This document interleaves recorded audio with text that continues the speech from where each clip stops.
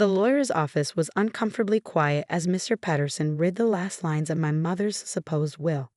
I watched my sister Olivia's perfect mask crack into a triumphant smile as she heard the words we'd all been waiting for. And to my eldest daughter, Diana, I leave nothing. Her choices and actions have proven she doesn't deserve any part of what I've built. Everything goes to my younger daughter, Olivia, who has always been the dutiful child I could rely on. My name is Diana Chin, and at 34, I was watching my sister's carefully orchestrated performance reach its climax. 3 months of preparation had led to this moment, and I had to admit, she played her part perfectly.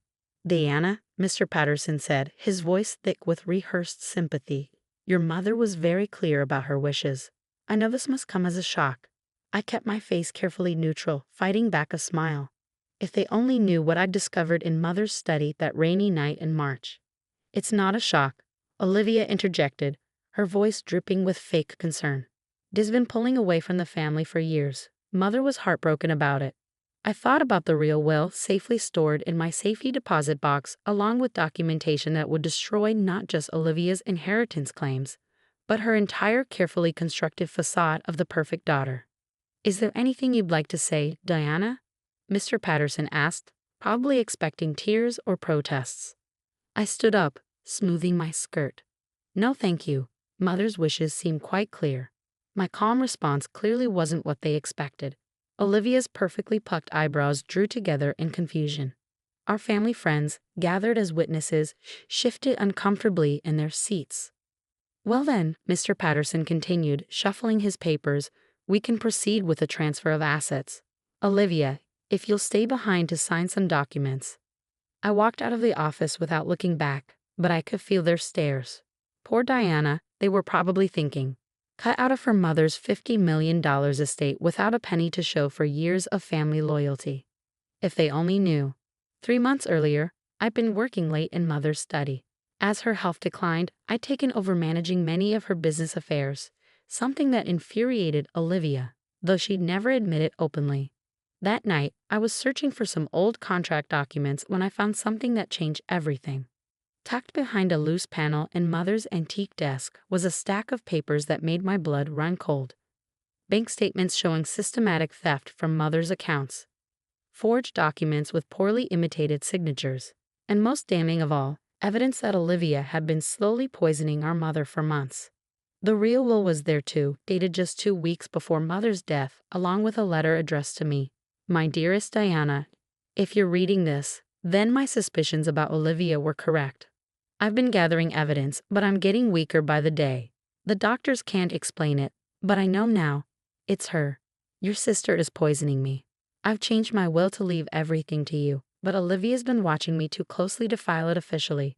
I trust you'll know what to do with this information. You were always the clever one, though you hide it better than your sister thinks. Be careful. She's more dangerous than we knew. All my love, Mother. That night changed everything. Instead of confronting Olivia immediately, I did what Mother taught me. I planned. I watched. I gathered more evidence. While Olivia played the devoted daughter, I documented every suspicious bank transfer, every mysterious payment, every unexplained withdrawal from Mother's accounts. I hired private investigators to track her movements and connections. Most importantly, I let her think she was winning. Now walking out of the lawyer's office, I pulled out my phone and sent a single text to Detective Sarah Martinez. It's done. She took the bait. My phone buzzed almost immediately with her response. Team in position. Meeting in 20. I headed to my car, catching a glimpse of my reflection in the window. I looked calm, composed, nothing like someone who'd just been disinherited. Mother would have been proud. The cafe where I met Detective Martinez was quiet this time of morning. She was already there, a thick file on the table in front of her. Your sister signed everything, she asked as I sat down. I nodded, ordering coffee from the hovering waitress. Every fake document exactly as we planned.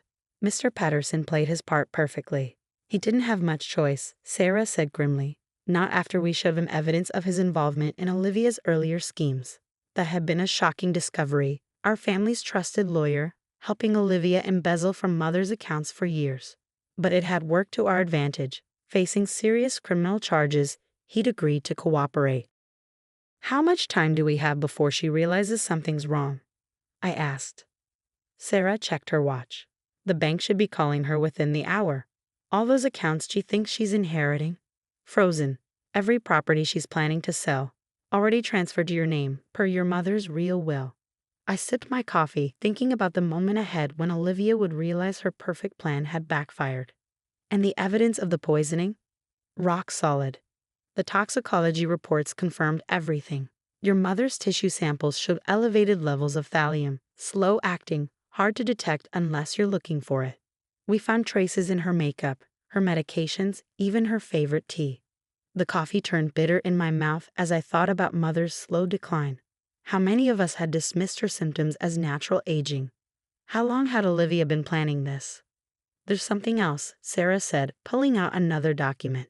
We found connections to 2 other suspicious deaths. Wealthy older women, both with daughters who suddenly came into large inheritances. Olivia appears in their social circles just months before each death. My hands clenched around my coffee cup. She's done this before. Sarah nodded grimly. We think your mother was her 3rd victim. But this time she got sloppy. This time she left evidence. My phone buzzed. A text from Olivia. Lunch tomorrow? We should talk about the house. Right on schedule, I murmured, showing Sarah the message.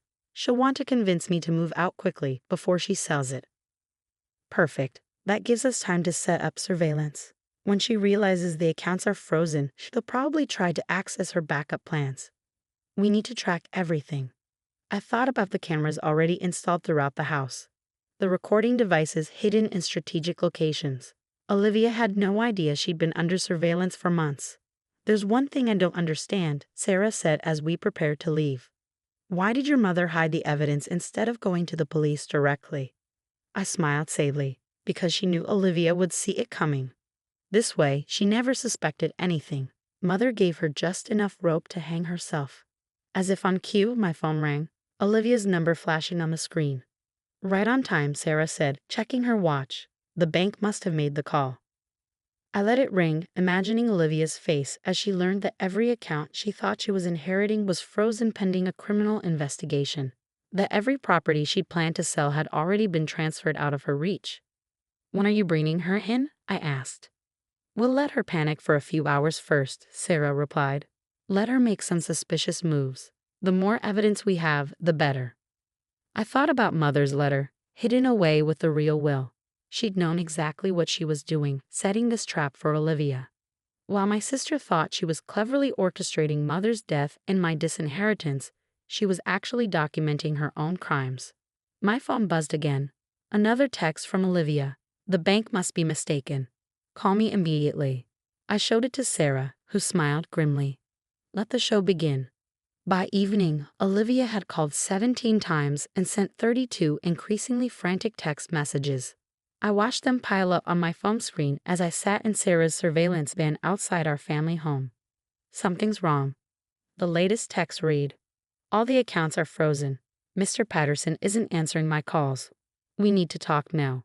Through the van's sophisticated audio equipment, we could hear Olivia pacing in Mother's study, her heels clicking frantically against the hardwood floors. She'd been making calls for hours, growing more desperate with each passing minute.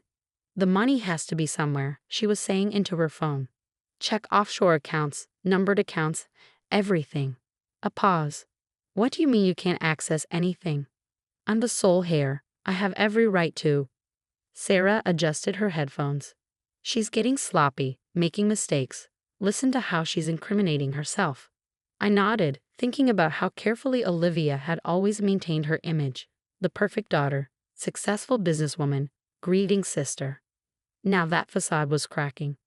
My phone lit up again, this time with a message that made my breath catch. I know what you did, die.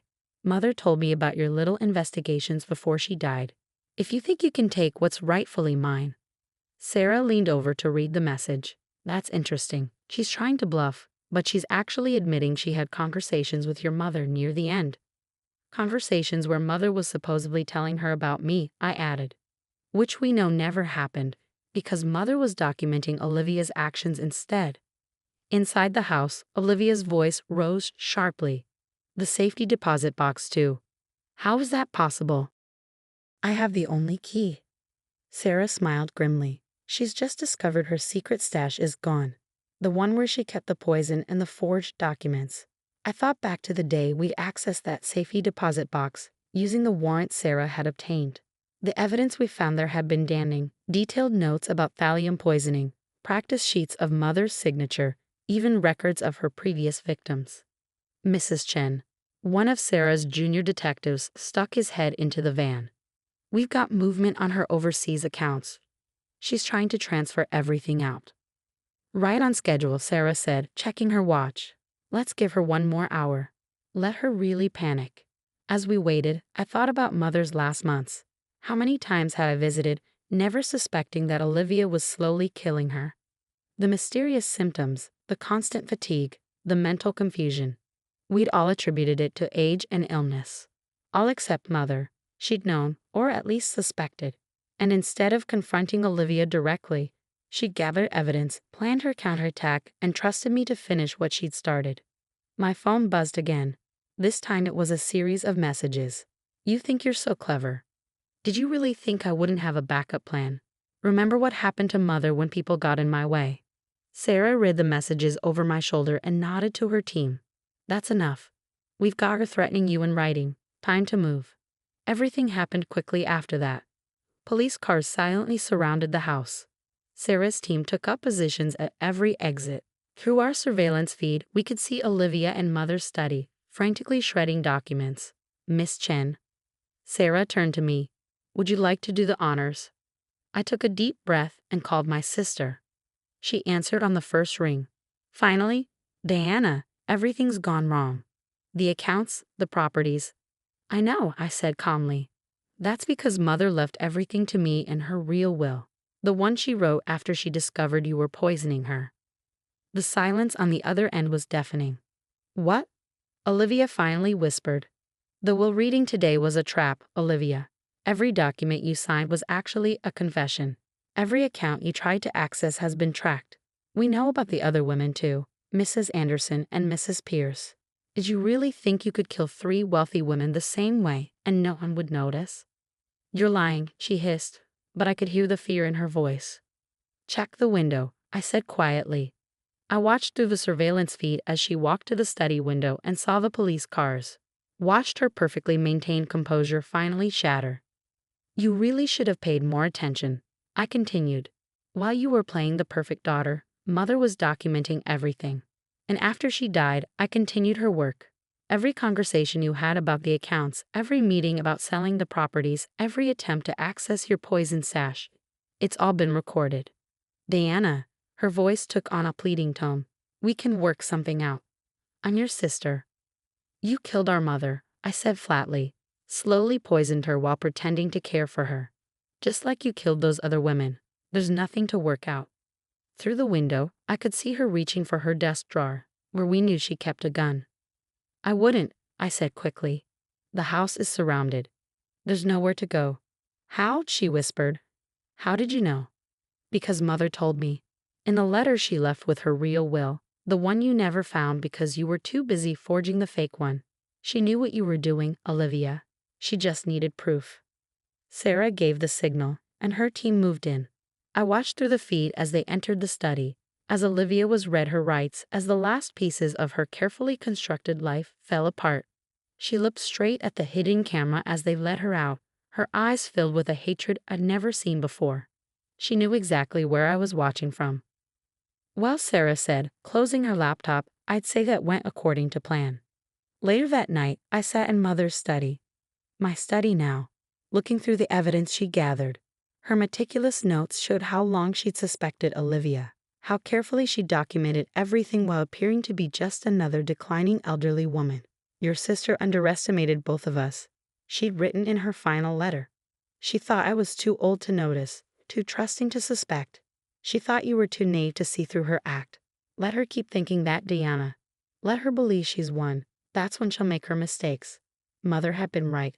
Olivia's arrogance, her absolute certainty that she fooled everyone, had been her downfall.